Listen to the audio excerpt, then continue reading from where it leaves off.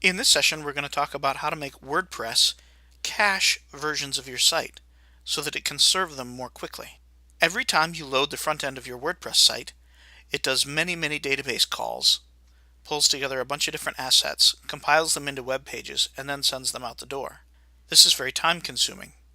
Ideally, you would have plain static HTML files that are just sitting there waiting to be tossed out the door by your server. These caching plugins can help make those static files out of your WordPress site. We're going to take a look at several of them. If you simply go to WordPress.org and search for cache, you'll see that there are 1,787 plugins, and some of these are actual caching plugins, and some of them are helpers. There's Quick Cache, W3 Total Cache, WP Super Cache, Bodio's Easy Cache, AIO Cache and Performance, etc. There are many versions of these, but they all do essentially the same thing. They create plain HTML files out of your site. The big two are WP Super Cache and W3 Total Cache. And then third, Bat Cache was created and is used by Automatic on WordPress.com, so we know it's very good.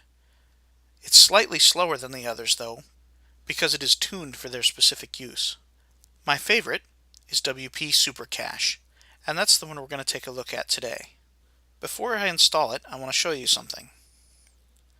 This is my WP content folder, and here are its contents. There's an index.php file which actually has nothing, it's just there to prevent people from browsing this folder. There are my plugins, my themes, an upgrade folder, and an uploads folder. Uploads holds all my images and only gets used during upgrades. But this is where our cache is going to live, so we'll come back and look at this in a few minutes.